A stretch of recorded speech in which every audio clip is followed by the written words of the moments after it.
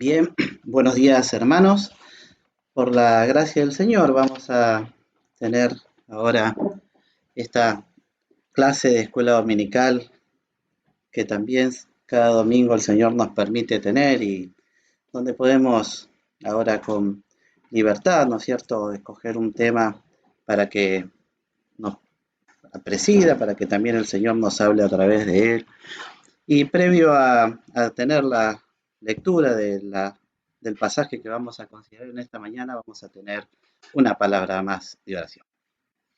Padre amado y Dios bendito que estás en los cielos, damos las gracias, Señor, porque podemos estar delante de tu presencia, Señor, continuando con esta reunión que hemos empezado desde horas tempranas, alabando tu nombre, glorificándolo, no solo con nuestros labios, sino también con nuestro entendimiento, donde también, Señor, has dado a nuestros corazones la alegría y el gozo, Señor, porque también a través de esos cánticos podemos, podemos hablar contigo, podemos estar en comunión con los hermanos, podemos también, Señor, alabar tu santo y precioso nombre.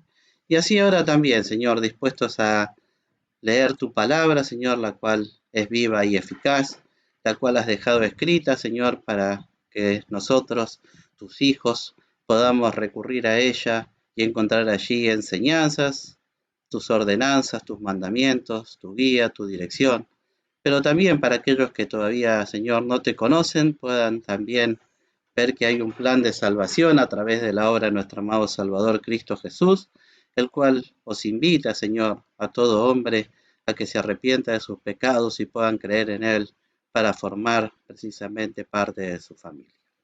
Dejamos en tus manos también si alguien hoy nos está escuchando por primera vez, Señor, para que también puedan abrir sus mentes y sus corazones y que tu palabra, Señor, pueda también penetrar así como un día lo ha hecho en nuestros corazones y podernos, Señor, reconocer en la condición en la que estábamos para así ahora, Señor, tener gozo porque somos hijos tuyos, porque nos has rescatado, porque nos has dado también, Señor, la salud y la vida eterna. Dejamos todas las cosas en tus preciosas manos. Pedimos, Señor, nuevamente que perdones todas nuestras faltas y todos nuestros pecados. Y lo pedimos todo en el nombre de nuestro amado Salvador Cristo Jesús. Amén. Bien, vamos a abrir la palabra de Dios en esta mañana en el Evangelio de San Mateo, capítulo 21. San Mateo, capítulo 21. Y vamos a dar lectura a los primeros 11 versículos de este capítulo de San Mateo. San Mateo capítulo 21, del versículo 1 hasta el versículo 11, y dice así la palabra del Señor. Y como se acercaron a Jerusalén y vinieron a Betfagé, al monte de las olivas, entonces Jesús envió 2 discípulos, diciéndoles, id a la aldea que está delante de vosotros, y luego hallaréis una asna atada y un pollino con ella. Desatadla y traédmelos. Y si alguno os dijere algo, decid, el Señor los ha menester, y luego los dejará. Y todo esto fue hecho para que se cumpliese lo que fue dicho por el profeta que dijo, decid a la hija de Sión, he aquí tu rey viene a ti, manso y sentado sobre una asna y sobre un pollino, hijo de un animal de yugo. Y los discípulos fueron e hicieron como Jesús les mandó, y trajeron el asna y el pollino, y pusieron sobre ellos sus mantos, y se sentó sobre ellos. Y la compañía, que era muy numerosa, tendía sus mantos en el camino, y otros cortaban ramos de los árboles y los tendían por el camino. Y las gentes que iban delante y los que iban detrás, clamaban diciendo, Hosana al Hijo de David, bendito el que viene en el nombre del Señor, Hosana en las alturas. Y entrando él en Jerusalén, toda la ciudad se alborotó diciendo, ¿quién es este? Y las gentes decían, este es Jesús, el profeta, de Nazaret de Galilea. Quiera el Señor bendecir su palabra. Y hoy, por el tema de la cuarentena, no lo veríamos, ¿no? Pero en el caso de que no estuviera, particularmente la Iglesia Católica festeja o celebra lo que llaman el Domingo de Ramos, ¿no? Donde suelen regalar entre los feligreses unas ramitas de olivo, ¿eh? Y que representan, ¿no es cierto?, lo que está en parte de este pasaje. Muchos de ellos por ahí ni entienden por qué es que hacen eso, pero más aún lo digo yo que vengo también de una familia católica donde, claro, este domingo, el domingo anterior a la Pascua, siempre estábamos, ¿no es cierto?, regalándonos esas ramitas y después llevándolas a nuestras casas y por lo menos nos adelantaba que el domingo siguiente se iba a celebrar la Pascua, ¿no es cierto? Y es maravilloso cuando encontramos en la palabra de Dios, ¿ah?, estos relatos, porque claro, no muy pocos leyeron a lo mejor este relato y sí hacen eso como una costumbre, una tradición, pero los hijos de Dios que tenemos la palabra escrita y los que siempre recurrimos a ella, tenemos el privilegio por parte del Señor de poder encontrar en ellas, ¿no es cierto?, las enseñanzas que son necesarias para nosotros, aquellas cosas que sucedieron y que están representadas también por el Señor Jesucristo y la obra que Él hizo y cómo ejerció su ministerio y hasta el porqué de cada una de estas cosas. Y este relato tiene una particularidad que muy pocos relatos bíblicos tienen, y es que está escrito en los 4 evangelios. Me costó mucho a mí decidir, ¿no? Esta palabra la tenía en el corazón durante la semana para compartirla hoy, pero tenía que elegir un texto que nos presidiera. Y la verdad que los 4 textos que están en los 4 evangelios eran realmente oportunos para tomarlos porque cada uno de ellos tenía una enseñanza, pero lo maravilloso de esto es el complemento que se tiene. Lamentablemente no nos da el tiempo para poder hacer un estudio profundo y comparar a los 4 evangelios o el relato de los 4 evangelios que encontramos de este pasaje, pero sí, ¿no?, podemos encontrar en Mateo algo que siempre hay que tener en cuenta, ¿no? El evangelio de Mateo fue escrito para los judíos particularmente, y los judíos vamos a encontrar que se relacionaban mucho las cosas que estaban escritas, que por eso Mateo cita muchos pasajes del Antiguo Testamento, para que pudieran cotejar con la obra del Señor Jesucristo. Por eso es algo que este pasaje en particular, ¿no?, tenía quizás un poquitito más de cosas a considerar, pero también lo que yo les quería compartir en esta mañana, lo que el Señor puso en mi corazón para compartirles en esta mañana, ¿no? Y como empieza este capítulo 21, diciéndonos, ¿no?, que como se acercaron a Jerusalén y vinieron a Betfagé, al monte de las olivas, Jesús envió 2 discípulos. Y acá están regresando a Jerusalén y entrando el Señor a Jerusalén de una manera que no había entrado, ¿no es cierto?, hasta ahora. Las veces que entró el Señor en Jerusalén, hasta inclusive en algunas fiestas, acá estábamos una semana más o menos anterior a lo que iba a ser la celebración de la Pascua, pero entra de una manera, ¿no es cierto?, mucho más visible de las maneras que había entrado anteriormente. Antes se ocultaba, antes lo hacía en secreto, ¿no?, por distintos motivos y distintas circunstancias en las cuales tenía que ingresar de esa manera a Jerusalén. Pero acá lo hace de una forma completamente distinta. Acá es que previo, fíjense, a la entrada o llegando a Jerusalén, es que hace algo que por supuesto no había hecho hasta ahora nunca y que me gustaba cómo estaba esto para poder considerarlo, ¿no? Que él les dice a 2 de sus discípulos una orden que es muy particular. Dice: id a la aldea que está delante de vosotros y luego hallaréis una asna atada y un pollino con ella, desatadla y traédmelos. Y si alguno os dijere algo, decid: el Señor los ha menester, y luego los dejará. Teniendo en cuenta que ya habían pasado casi 2 años y medio, casi 3, desde el momento en el que había empezado su ministerio público y que por supuesto, ¿no?, lo empieza junto con los discípulos que a él había escogido entre todos los que tenía, a estos 12, y que muchas veces el Señor los instruyó, les enseñó, les dio órdenes para que hicieran cosas y había aquellas cosas que por supuesto que no entendían o que tenían que a lo mejor requerir de alguna ayuda en particular del Señor, ¿no? Siempre me quedó a mí en el corazón cuando les mandó a que podían quitar espíritus inmundos de la gente y vino un hombre diciéndole al Señor Jesucristo, ¿no? Que le sacara el espíritu malo que tenía su hijo porque los discípulos no habían podido hacerlo. Y el Señor les dice a los discípulos, ¿no? ¿Hasta cuándo de estar con vosotros? Como diciendo, tenían el respaldo por parte del Señor cuando les daba una orden o una tarea para hacer y no la podían cumplir. Y se quedaban tranquilos con eso. Y por supuesto que, claro, que toda la enseñanza por parte del Señor y a su vez también la participación que nos va pidiendo a nosotros a medida que nos va dando alguna que otra orden, algún que otro mandato o alguna acción para nosotros hacer, tenemos que tener la tranquilidad que tenían los discípulos a esta altura. Cuando ya acá el Señor les da una indicación que es muy difícil hasta inclusive si uno estuviera en el lugar de ellos de poder hacerlo. Porque el Señor ya les da una indicación a un lugar determinado que tenía que ir, una aldea que está delante de vosotros. Y le dice, ¿no? Hallaréis allí una asna atada y un pollino con ella, desatadla y traédmelos. Esa era la indicación puntual y precisa, ¿no? Ir, y si a ese animal que estaba atado lo tenían que desatar y llevárselo al Señor. Que uno se pone a pensar y decía, es una orden muy difícil de recibir y de dar, de recibir y hasta de ejecutarla.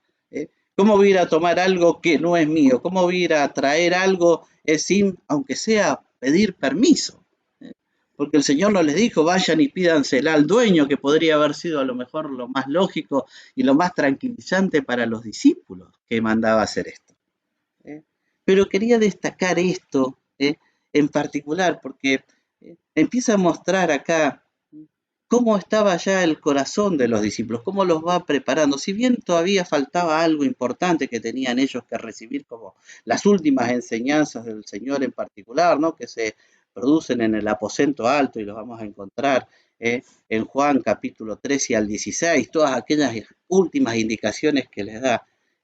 Pero fíjense la madurez que están teniendo acá los discípulos que les da este mandato. Y los discípulos, como dice en el versículo 6, fueron e hicieron como el Señor les mandó. Pero no solo esto, sino también para que lo tengamos en cuenta, que cuando el Señor nos manda algo, tenemos el respaldo por parte del Señor. Así como lo tenían los discípulos cuando lo tenían cerca. En este caso, que los manda solos y que el Señor no los acompaña a los discípulos, les dice algo en el versículo 3, ¿no? Si algunos dijere, decid, el Señor los ha menester, y luego los dejará. O sea, si alguien se les aparece, y es muy probable que el dueño de este animalito que estaba atado, que estaba ahí, siendo de su propiedad, viera que alguien los desata y se los quiere llevar, les va a preguntar, ¿qué hacen con eso? ¿Por qué desatan mi burrito, mi asno, mi pollino? ¿Por qué se lo llevan? Pero sin embargo, ¿no es cierto? El Señor les dice, si llegara a pasar esto, tengan la certeza y la seguridad que con solamente una frase, que es el Señor los ha menester, el Señor los necesita, el Señor los requiere, a ustedes los van a dejar ir. Como para ir en el nombre del Señor y darse cuenta el poder y la potestad que tiene ellos cuando uno hace nada más que obedecer sus órdenes, pero también saber que está encolumnado detrás de un mandamiento que es divino, detrás de algo que tiene un propósito por parte de Dios, detrás de algo que sin lugar a dudas va a tener un fruto, que seguramente uno no lo puede ver a lo mejor en ese momento, pero sí lo va a ver más adelante, ¿no? Y esto se lo dice el Señor porque a sabiendas de que esto iba a pasar, pero que podían tener ellos también una respuesta simple y precisa, ¿no? Para que si vinieran en ese momento a interrogarles por qué estaban haciendo esa obra que el Señor las necesitaba, era solamente como la clave para que pudieran cumplir con el propósito que el Señor les había pedido. Lo maravilloso de esto, y por eso decía que uno tiene que considerar, ¿no? Todos los pasajes que nos hablan sobre este relato en particular, en el Evangelio de San Juan, capítulo 12, es donde está este pasaje. En el versículo 16 dice, estas cosas no las entendían sus discípulos de primero. Empero cuando Jesús fue glorificado, entonces se acordaron de que estas cosas estaban escritas de él y que le hicieron estas cosas. O sea, en particular los discípulos no sabían por qué estaban haciendo esto, no lo sabían en ese momento. ¿eh? Pero fíjense que con el tiempo, y más aún cuando el Señor fue glorificado, ¿no es cierto? Cuando el Señor cumplió con el propósito que tenía que cumplir del Cristo, recién ahí se acordaron de estas cosas y vieron que todo el cumplimiento de lo que estaba escrito por Él, ellos habían sido testigos y hasta habían participado de ello. Como para también, ¿no es cierto?, resaltar que la obra del Señor tiene su cumplimiento porque tiene su propósito. Y otra de las cosas que me llamaba la atención, no podríamos dejar de obviar, que en ninguno de los 4 evangelios nos dice quiénes eran estos 2 discípulos. Y yo me quedaba pensando el por qué no los decía, ¿no? ¿Por qué la palabra de Dios no revelaba quiénes eran estos 2, ¿no? Que podía haber dado algún que otro nombre o a lo mejor alguna pista para que nos orientáramos hacia ellos. Y todo tiene su propósito también, ¿no? Y tiene su motivo. Cuando el cumplimiento de esto fue hecho, a mí me llegó siempre también ese texto y ese pasaje que nos dice que las cosas para el Señor tienen que estar hechas en secreto. Que muchas de las cosas en las que el Señor a nosotros nos permite participar es para que nadie se entere que las hicimos nosotros. Para que realmente el nombre del Señor Jesucristo sea glorificado. Porque acá había algo que, ¿no es cierto?, no podemos dejar de tener nunca en cuenta.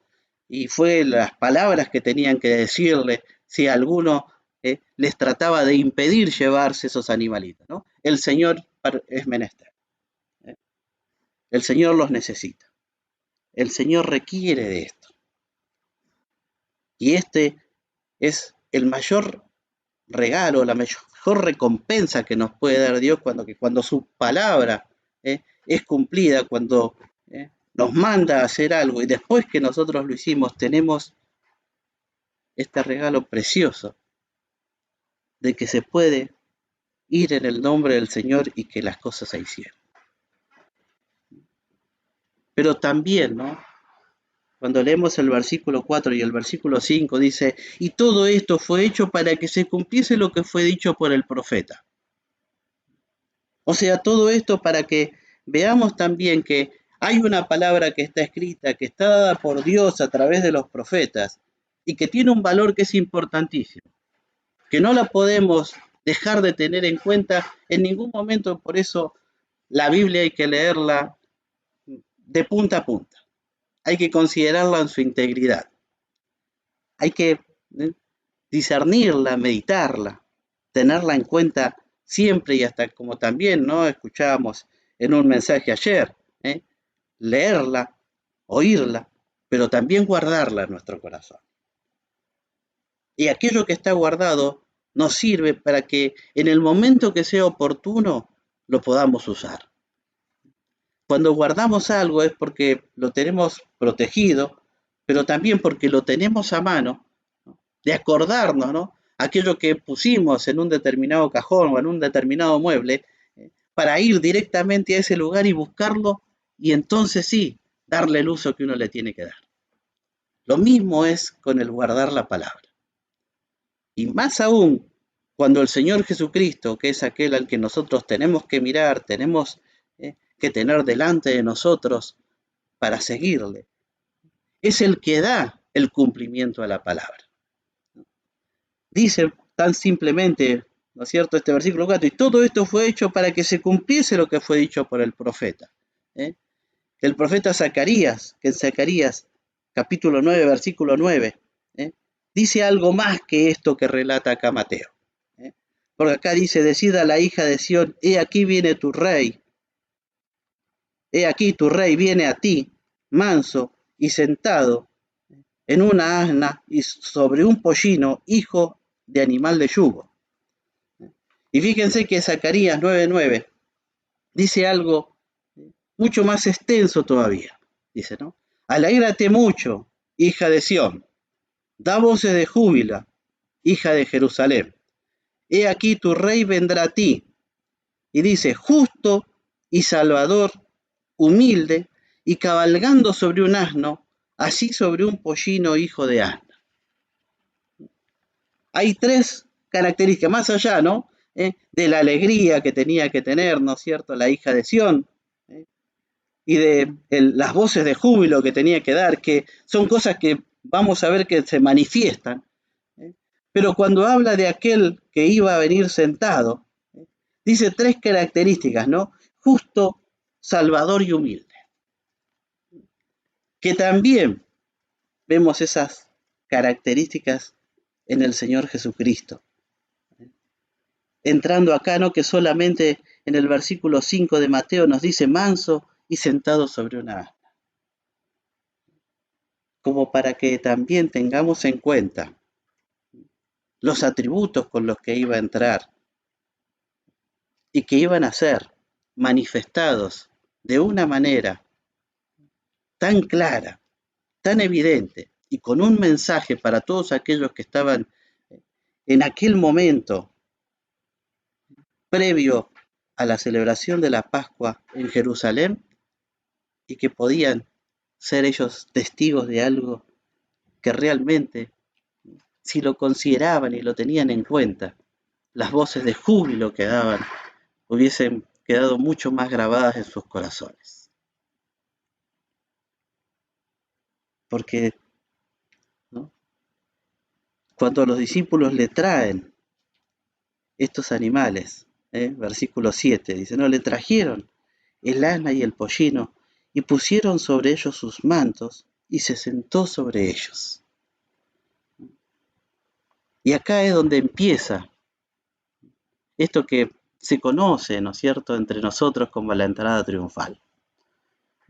Como esta parte que les decía, ¿no?, de ingresar a Jerusalén, pero de una manera completamente visible, y como no había querido entrar antes. Después de la multiplicación de los panes y los peces, en el Evangelio de San Juan capítulo 6, le quisieron al Señor Jesucristo buscar, ¿no?, para ponerlo como rey. Y el Señor no quiso, no era el tiempo todavía, porque estaba esperando este momento.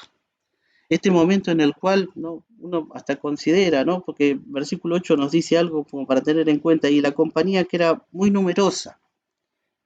Había mucha gente en Jerusalén, porque claro, venían de distintos lugares, de distintas ciudades, a Jerusalén para la celebración de la Pascua.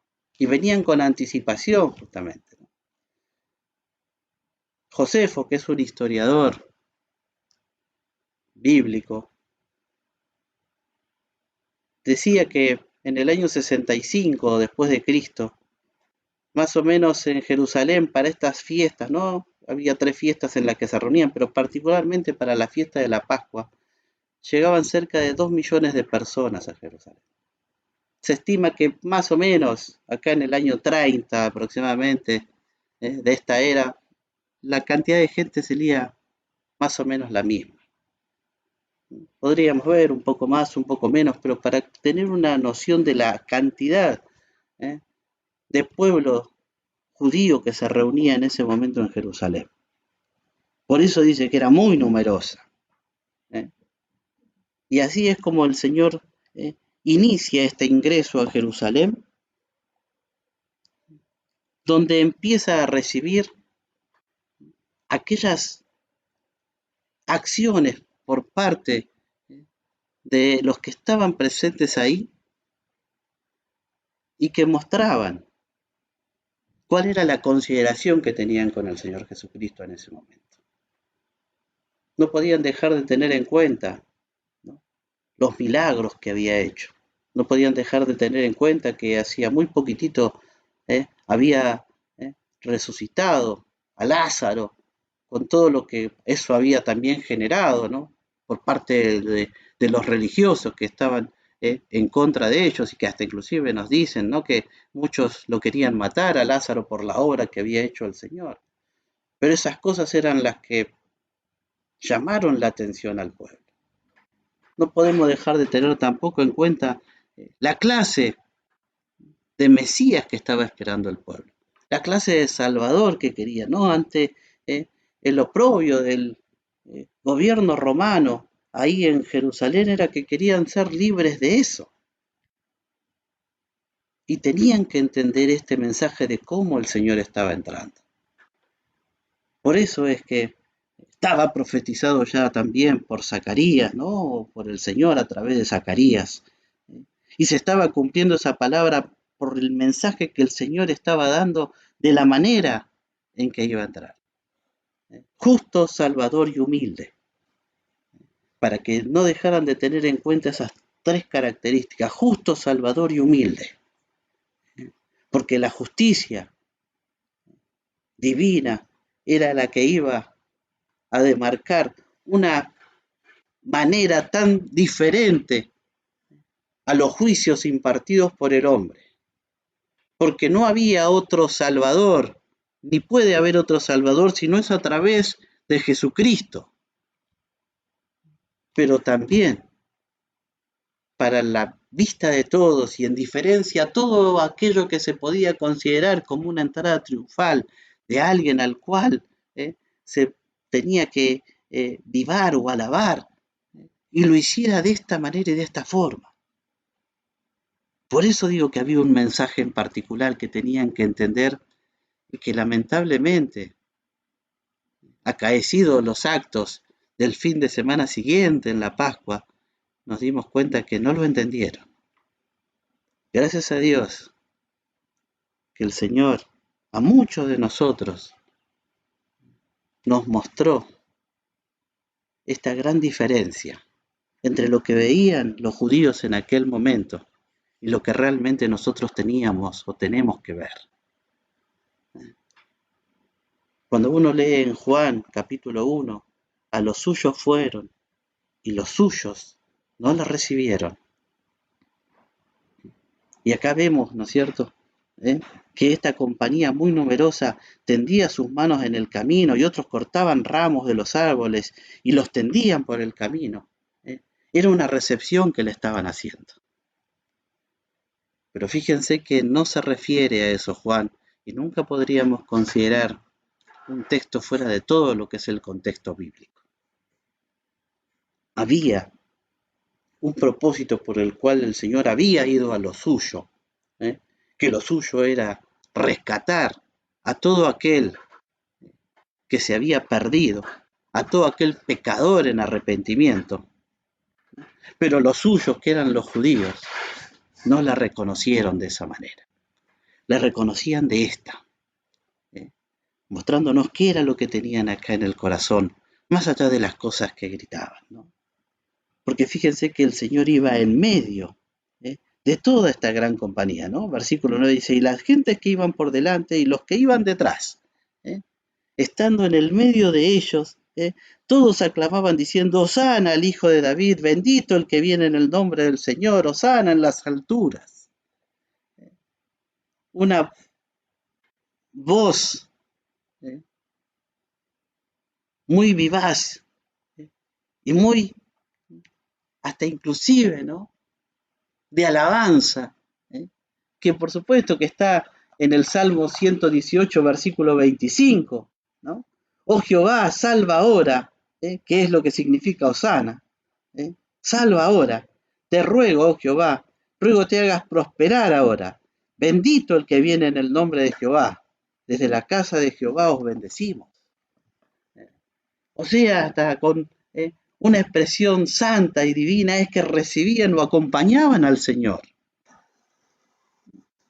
Sin embargo, estos mismos que decían Hosana al hijo de David, ¿eh? Unos días después iban a estar gritando crucifícale, crucifícale, cuando les daban la opción de elegir a quién salvar, si a Barrabás o a Jesús. Pero esto es precisamente, ¿no es cierto?, lo que nos tiene que marcar una gran diferencia y poder comprender esto que yo les decía del mensaje con el que el Señor entraba. Miren, los romanos, si veían esto y lo consideraban como nosotros una entrada triunfal, y nosotros sabemos por qué es una entrada triunfal, y ahora vamos a describir por qué, pero si a esto que ven acá, en la manera como entraba el Señor, en un pollino, en un asno, sentado, con gente que les daban, ¿no es cierto?, sus prendas o sus mantos, o también cortaban las ramas de los árboles, y decían que esto, como decimos nosotros, es una entrada triunfal, no lo hubiesen creído, ni siquiera lo hubiesen tenido en cuenta como tal cosa.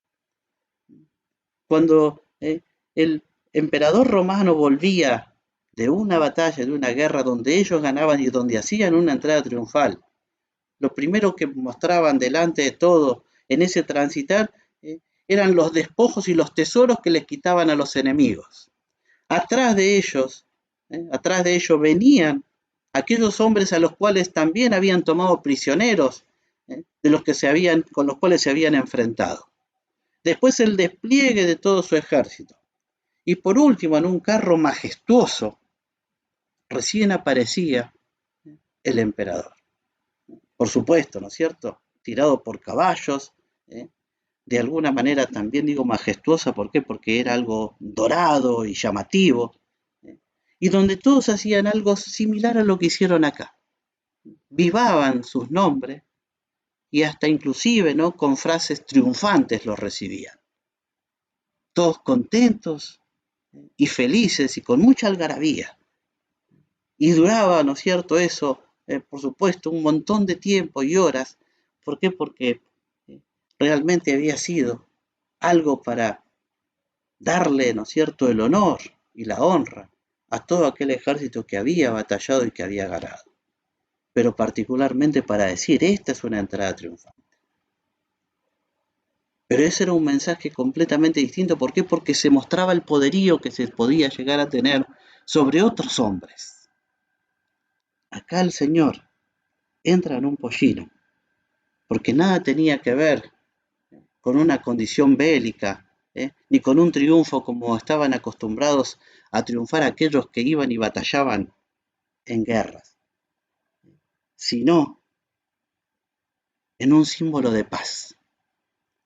Para esto que también te decía, ¿no es cierto?, Zacarías, iba a entrar humilde, o como dice acá Mateo, manso y sentado sobre un asno, sin hacer mucho alarde de toda esa pomposidad que se podía haber generado, siendo él el rey de reyes y señor de señores. Pero también para darnos un ejemplo a nosotros, que en la simpleza y que en la humildad es donde el Señor se manifiesta, es donde se puede dar el mejor de los mensajes, es cuando se llega, ¿no?, a mostrar lo que realmente quería mostrar el Señor, que era justo y que era salvador, y que lo hacía en el nombre también de la paz, para que los hombres pudieran tener paz, para que los hombres pudieran ser rescatados. En lo único que se asemejan, ¿no es cierto?, es en que vivaban en su nombre, decía, Hosana al hijo de David, bendito el que viene en el nombre del Señor, Hosana en las alturas. Pero fíjense que pueden ser los mejores gritos de júbilo que podemos dar, podemos tener los mejores textos bíblicos en nuestras bocas, pero cuando eso no está fundado en un corazón humilde, simple y sencillo, y que se asemeje en lo más posible al Señor Jesucristo, no va a tener ningún fruto ni va a prosperar. Va a ser algo simplemente que vamos a pasar, como tantas cosas que pasamos en esta vida, pero no que van a ser fundadas ni dirigidas, y hasta inclusive como vimos en los primeros versículos con los discípulos, ni orientadas, ¿eh? ni, hasta, ni hasta cuidadas por el Señor, sino que van a ser cosas nuestras. Qué lindo ejemplo nos da el Señor, ¿no? Hasta inclusive de cómo tiene que ser nuestro mensaje. Nuestro mensaje tiene que ser este. ¿eh? Tenemos que ir para hasta inclusive lo que se producía entre un grupo de personas en ese lugar, ¿no? Porque fíjense el contraste que hay entre el versículo 10 y el versículo 11. Que yo miraba acá, digo, y acá está representada toda la humanidad. Porque dice, ¿no? Entrados él en Jerusalén, toda la ciudad se alborotó, diciendo, ¿quién es este? Claro, ¿no? El alboroto que generó ese ingreso, esa manera de manifestarse por parte del Señor, eso que muchos le seguían, que le pusieron, ¿no es cierto?, ramas en el camino y les ponían los mantos en el camino, ¿eh? Hizo que a muchos le llamara la atención y decir, ¿quién es este que está entrando en ese animal que nada se asemeja, ¿no es cierto?, a un animal en el cual tendría que entrar alguien victorioso o alguien triunfante. ¿Quién es ese? Y hacen esa pregunta porque, por supuesto, porque no le conocían, porque no le tenían en cuenta de quién era, como tanta gente hay que no le conoce. Y hasta inclusive, ¿no? ¿Cuántos hay que pueden escuchar o saber quién es Cristo, qué es lo que hizo, que murió en la cruz?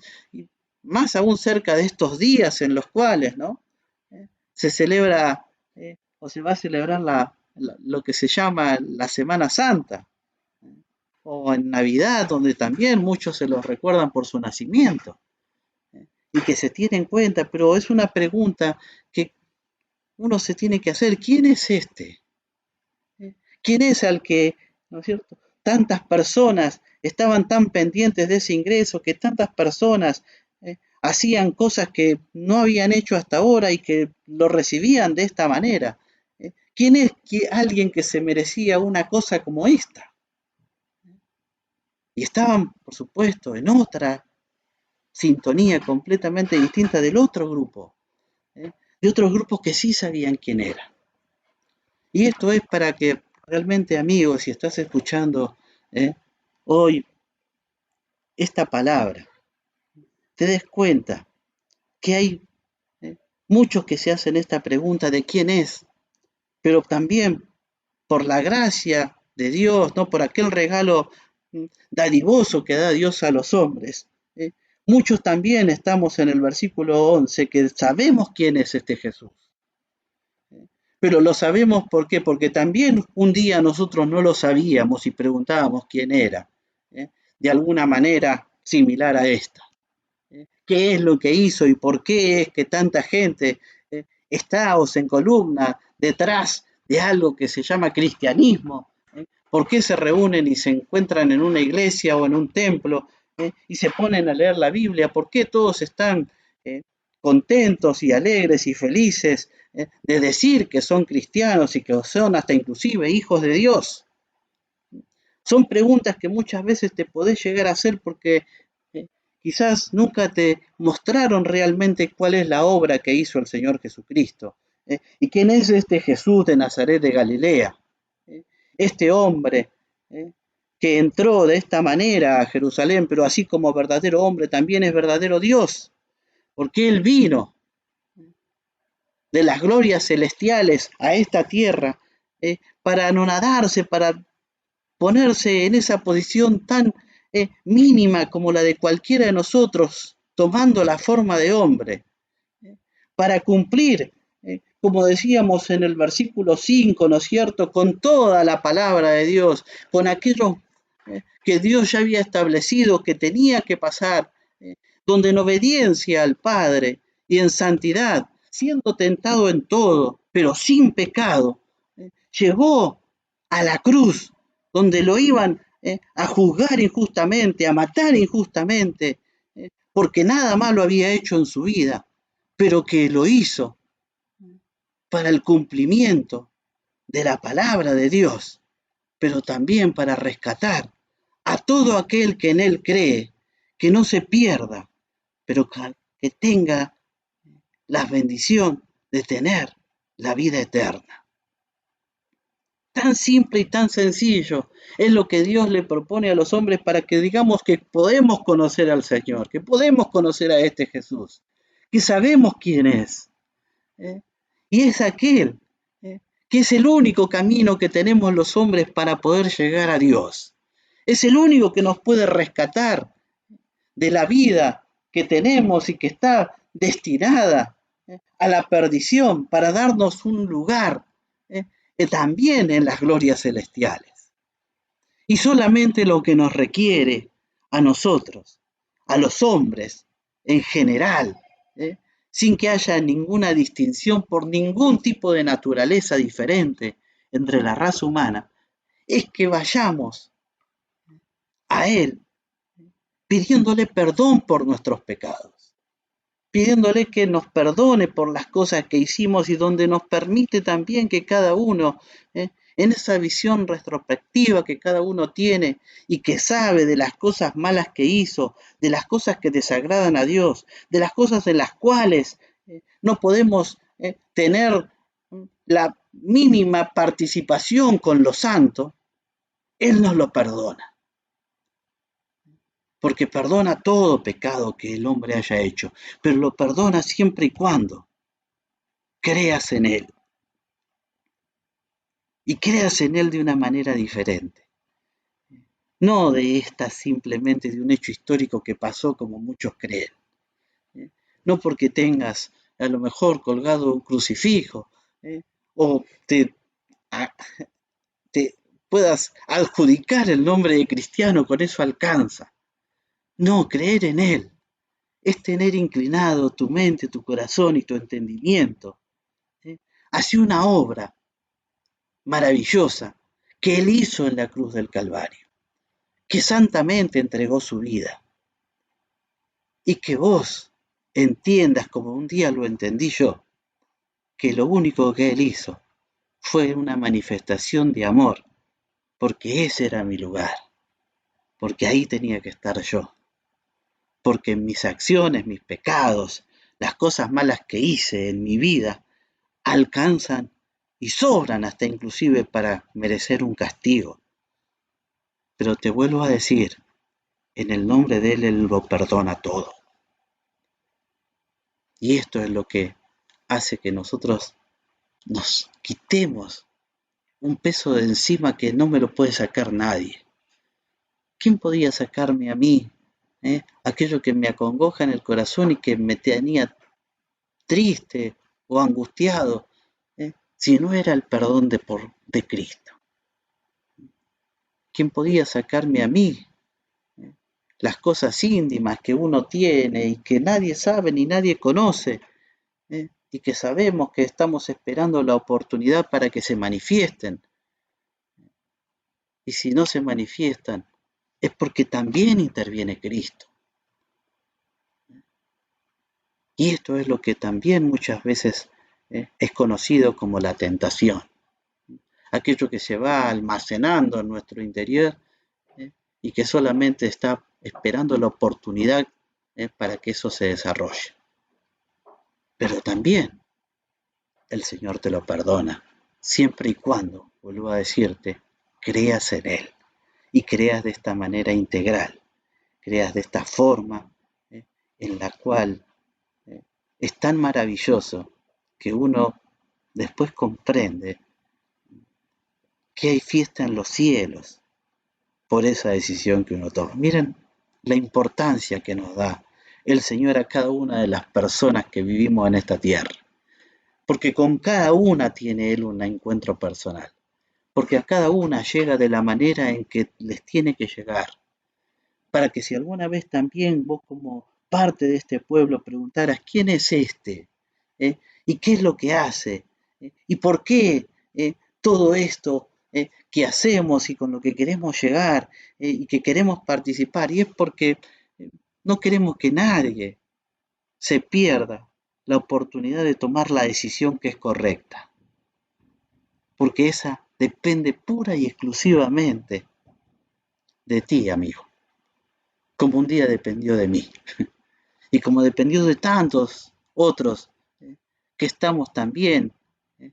en un mismo espíritu y sintiendo exactamente lo mismo. No pierdas esta oportunidad. No pierdas esta oportunidad porque ves que después este es simplemente el comienzo. Muchas más cosas tiene preparada Dios para los suyos. Están las buenas obras preparadas por Dios para que nosotros andemos en ellas. Están las bendiciones que constantemente recibimos y que nos gozamos unos con otros cuando se hacen manifiestas en nuestras vidas, pero también cuando vemos que a muchos de nuestros hermanos, de aquellos que también creemos en el mismo Señor Jesucristo, le suceden esas bendiciones. Y uno dice, no, vos no las querés aprovechar, no las querés recibir, no las querés gustar y también ser partícipe de ellas. Y que así como muchos no sabían quién era y otros sí sabían, estar dentro del grupo de los que sí saben, estar entre aquellos que con una seguridad decimos que somos hijos de Dios y que esta condición de hijo no se pierde y se tiene para siempre y que, como te decía recién, es el comienzo de una nueva vida que Dios provee a los hombres para que puedan gustar de ella. El mensaje del Señor acá, entrando de esta manera y en símbolo de paz, es una paz que da en el corazón que más allá de los acontecimientos y más aún los que estamos viviendo en este momento no nos puedan afligir, no te generen ningún tipo de tristeza ni de angustia, sino de todo lo contrario, de saber que estamos confiando en aquel que me va a respaldar, que me va a cuidar, que me va a proveer lo que necesito. Por eso te vuelvo a decir, no desaproveches esta oportunidad que Dios te da. Es una decisión que es tuya. Y es tan simple y tan sencilla, ¿eh? que algo que a mí me generaba mucha vergüenza, es que chicos de 10, 12, 14 años han pasado por esta experiencia y han entendido que son pecadores y que creen en Cristo como su Salvador. Y yo decía, ¿no? ¿Cómo alguien adulto no lo va a hacer? ¿Cómo alguien adulto no lo va a entender ni lo va a comprender? ¿Sabes dónde estaba el secreto? En que uno tenía que tener corazón de niño. Tenía que reducirse de tal manera, tal forma, que aquellas enseñanzas pudieran entrar en nuestros corazones y darnos cuenta de la obra que había hecho el Señor. La podés distinguir de una manera mejor. Y podés, por supuesto, a su vez también valorarla de una manera mejor. El Señor en esta entrada triunfal, fíjense que no termina acá, ¿no? Sino que también dice que después Jesús entró en el templo de Dios, versículo 12, y echó fuera a todos los que vendían y compraban en el templo y trastornó las mesas de los cambiadores y las sillas de los que vendían. Y después vinieron también, ¿no? En el versículo 15, los príncipes de los sacerdotes y los escribas, viendo las maravillas que hacía, y los muchachos aclamando en el templo diciendo, Hosana al hijo de David, se indignaron. Pero esto era algo de que no podían dejar de ver los sacerdotes y los escribas. Es realmente que veían algo que era maravilloso. Y para ver estas cosas que son maravillosas, sí o sí, tenés que ser un hijo de Dios. Sí o sí, tenés que fundarlas o fundamentarlas en Cristo. No hay otra alternativa para ver las maravillas de Dios. Muchos se obnubilan con algunas cosas y que hasta inclusive, ¿no es cierto?, las pueden asociar con las maravillas de Dios. Pero las maravillas de Dios, fíjate en las que estaban basadas, en las que veían los príncipes, ¿no es cierto? Que los muchachos, dice, ¿no?, aclamaban en el templo, Hosana al Hijo de David. Los que iban al templo y alababan a Dios. Ahí se veían las maravillas. Y que por supuesto con un corazón completamente opuesto a estos hombres, no podían ver las maravillas. Nunca vas a ver las maravillas, ni los hombres vamos a ver las maravillas, si realmente no vamos a las cosas simples en las que el Señor se manifiesta.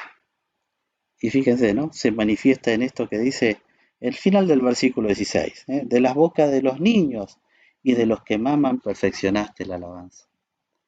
Que acá lo dice en forma de pregunta, pero en el Salmo 18:2 lo dice, ¿no es cierto?, de una forma literal y firme para que todo aquel que quisiere pudiere pasar también por esta experiencia, para ver de cómo la alabanza se va perfeccionando, cómo la palabra de Dios de a poquitito se va introduciendo en nosotros y va siendo cada vez más efectiva y a su vez también para los que ya somos hijos de Dios, más representativa en nuestra vida.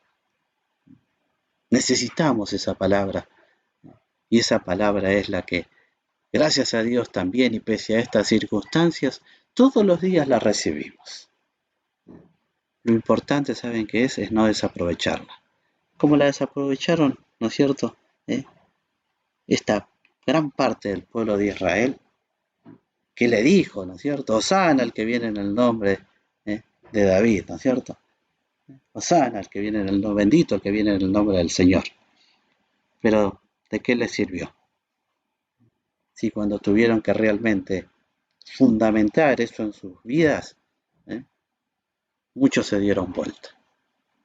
Si la palabra está arraigada en nosotros, si realmente nos damos cuenta que se va perfeccionando la alabanza en nuestras vidas, va a ser el efecto y va a tener el resultado y la consecuencia que todos esperamos. Hermanos, que el Señor nos bendiga.